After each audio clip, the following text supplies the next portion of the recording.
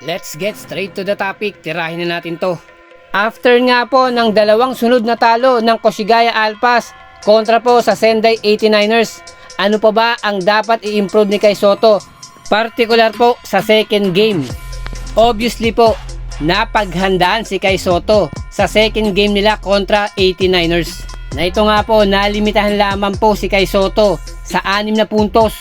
Pero bawi naman po siya sa rebounds. 13 rebounds, maganda po yan. Pero yung ilan dyan uncontested po. Kumbaga pinababayaan na lang po si Kai Sottong kunin yung bola. Ang pang-counter niyan, bababa na po ang Sendai 89ers at i-establish nila yung depensa nila. Dahil alam nila hindi sila mananalo in terms of rebounds kapag si Kai Sotto na ang nasa ilalim. Pansin po rin natin, hirap na hirap si Kai Sottong makakuha ng field goal. Na nado-double team pa nga siya, minsan pa nga triple team. Minsan successful ang mga 89ers, pero paminsan-minsan nafa-foul din sila. Pero sa aspetong to, dapat nagiging mature yung laruan ni Kai Sotto. Pag hirap na siyang makakuha ng 2 points o field goal, kinakailangan niya ng kuwanin yung mga foul na bumabantay sa kanya. Meaning, pasasabitin niya to. Professional move yun ng mga basketball players na dapat niyang matutunan ngayon sa edad niya. Meaning, sa free throw line niya kukuhanin yung kanyang puntos. Pero kinakailangan niyang i-master yung kanyang free throw shot.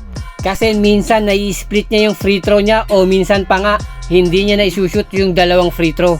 Arsenal din to ng mga big man na dapat ito yung minamaster ni Kai Sotto, yung free throw. Kasi inviting po sa mga fouls yung ganitong matatangkad na players. Tapos na-notice ko lang po, puro mga Hapon ang bumabantay kay Kai Sotto.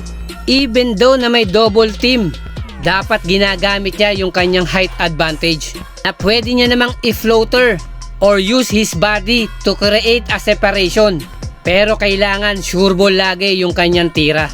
Factor din kasi yung makukulit na maliliit na bantay para mawala ka sa iyong focus at concentration. Sa huli, maiinis ka at masisira ang iyong laro. Na yun po talaga ang naging game plan ng 89ers. Stop Kai Sotto, double team or triple team Kai Sotto, at huwag pahawakin ng bola si Kai Sotto. Pero paminsan-minsan po hindi natin masisisi si Kai Sotto. Bata pa to at paniguradong gusto nito puro showtime na para bang boring sa kanyang makuha yung kanyang puntos sa free throw area. Nakita nyo naman yung mga highlights niya nung nasa Yokohama B. Cruiser siya at ngayon po sa Koshigaya Alpas. Nakasama rin po dyan, gusto niyang ma-entertain yung mga manonood at fans niya.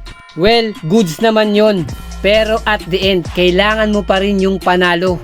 Wala naman po akong nakikitang problema sa mga showtime ni Kai Sotto. Pero dapat minsan ilalagay mo sa lugar. Kung kinakailangan yung mga puntos without the highlights, okay lang po yun. Kasi sa mga oras na ito, panalo lang ang nasa isip ngayon ni Coach Ansay. At ganun din ni Kai Sotto, kasama ang buong Koshigaya Alpas.